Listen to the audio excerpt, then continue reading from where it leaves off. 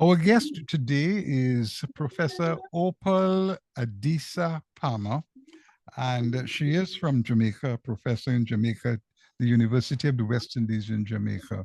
Welcome to our program, Professor Palmer. How are you? I'm good, thank you. As I was saying to you before, that today we're in training, Yes, looking at how to deal and how to mitigate gender-based violence in emergency situation. And right. one of the common yearly emergency situation that we have in Jamaica are hurricanes in which people lose electricity, lose water, and sometimes because of trees and other things and other debris in the road, lose mobility. And we have found, as a result of COVID and data that was collected when COVID and people were locked in, Yeah, that gender-based violence tends to be higher in those situations. And so we're training people across the island in terms of one, how to identify and then how to mitigate against gender-based violence in situations of emergency. yeah, And certainly one of the things that we've seen, and this was particularly true, I became more aware of this during Katrina, when there was an emergency like what happened in New Orleans, and there was not precaution taken in terms of gender lenses. So there was a lot of abuse that happened in that site, that stadium, right, in terms of there was rape, there was all kinds of stuff. So we have learned from that, from Katrina and some other events, that we have to look at what needs to be done. We have to use a gender lens of what needs to be done in emergency situation. hmm, And we have to help both the perpetrator as well as the victim. yeah, Because if we help one and not the other, then the situation is not going to change.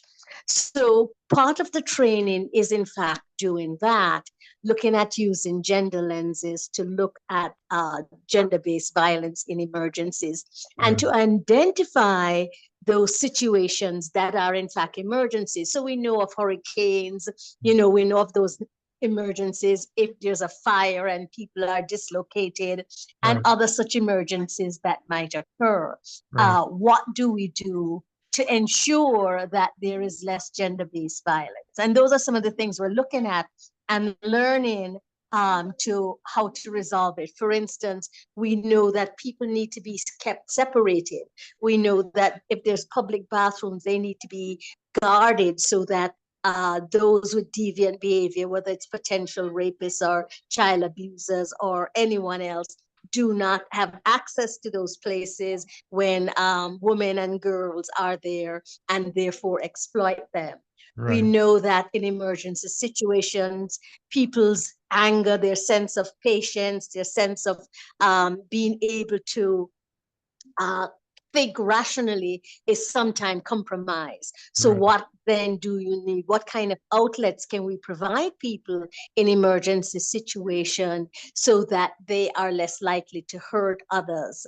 right, So the data in Jamaica has not changed. In other words, we do not at this point see an improvement right, in terms of gender-based violence. But what we do see are a lot of different agencies, government and NGOs and private agencies working individually as well as coming more together collectively to look at and identify what are the triggers, what happens in one area and it doesn't happen in another area. So what is the community mode that allows for certain things to happen in one area and not right, and not in another. So it's really about trying to identify the triggers, trying to identify um, the areas of contestation and putting in structures and systems to alleviate and to mitigate those structures and systems. And it's a long-term thing, because the more aware we are of the more aware we are of things that trigger people, the more we understand the psychology of our communities, and what are their needs, and therefore what things are likely to trigger them, the more likely we are to come up with solutions that can help to eliminate these things. And one of the first solutions is awareness. It's just letting people know that these things are. The light on your face. You're in darkness. What? Okay. Turn your light on your camera. Oh, I didn't know it was being recorded. Right. You're seeing me now. I didn't know it was being filmed. I thought it was just for voice. Yeah. And my back was turned. Anyway, sorry. So what I'm saying is one of the first acts of intervention is awareness, bringing awareness that these are issues that impact our community, and then looking at specific strategies that we need to put in place to help to alleviate these triggers. Okay.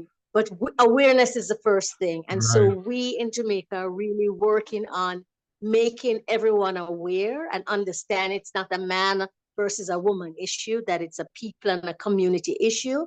Because one of the things that is a kind of cultural thing, people always say, oh, it's man and woman business.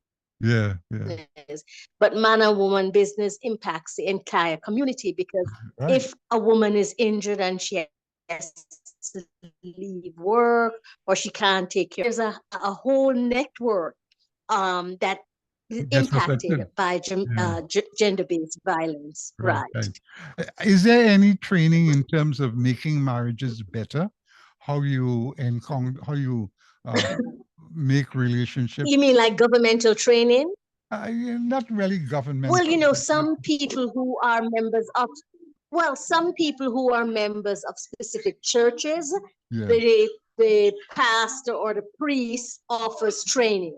Right. But oftentimes the pastor or the priest is not a trained psychologist, and so they're using religious languages that sometimes help and sometimes doesn't. One of the things, certainly in my work, in my Thursday in Black campaign, was to work with churches and to say that the churches is oftentimes complicit, because many times the pastor or the preacher will say to the wife who is a victim, oh, just be patient, pray for him, withstand.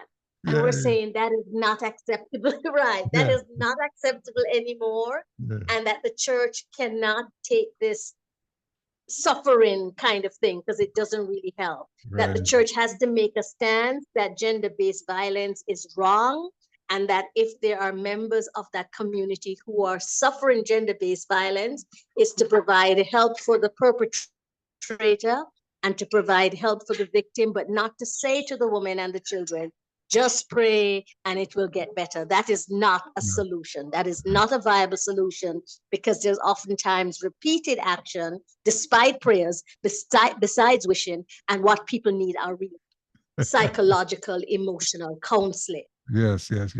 I quite agree.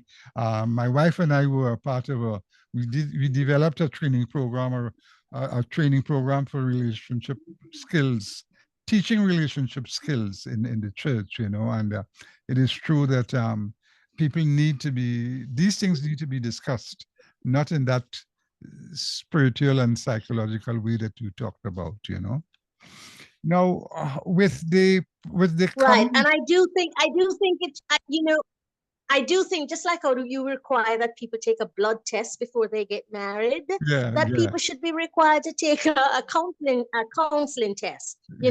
Even if it is 1 or 2 sessions. It's the same with parenting. We are complaining that there are no parenting skills, or people are not raising children in the manner in which they should raise. Well, most of them have had bad examples. Yes. And so how do you expect them to come up with a new example and a viable alternative if they're not trained? Yeah. So I think, what we're at a place now in Jamaica, throughout the Caribbean, and in the world in general, where we understand the need to give people training and to expose them to alternatives. That the way you were raised, your mother beating you and cussing you, is not definitely a way to raise your child. And you can break that cycle of child abuse. You can break that cycle of domestic abuse by understanding that it's about equity, it's about respect, it's about all of those things. Yeah. Now, the age factor, is there any differences between the elder adults versus the younger adults? In terms of your... There are, what we're seeing, which is interesting and unfortunate, is that there tends to be more violence among young people. There's certainly more fighting in the schools. There is domestic violence or intimate partner relationship that is happening in high schools.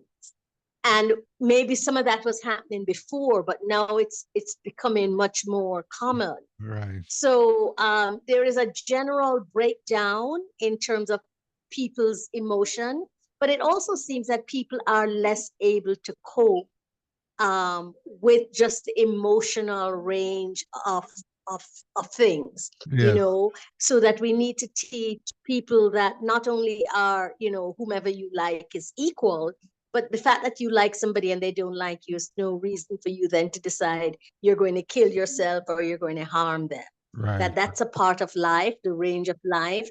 And emotionally, we have to be allow people to be themselves in as much as we want to be ourselves, and to understand and to realize that if someone doesn't like you, it's not the end of the world. You just have to go on and find somebody who likes you and, cope with that emotionally. So we're seeing much more of that among young people than we had in the past. And, I think a lot of it is socially influenced, social media, TikTok, all of the social medias where a lot of violence. I was trying this weekend to watch some movies, and I was really surprised because I was thinking, just all of the movies have some level of violence and deception, Yes.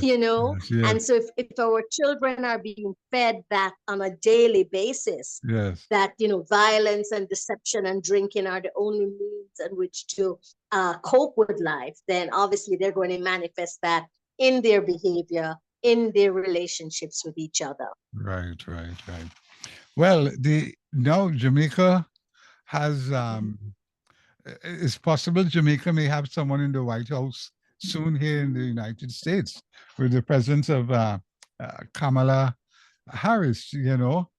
How is that being reacted to in Jamaica? The fact that she has... Well, I think people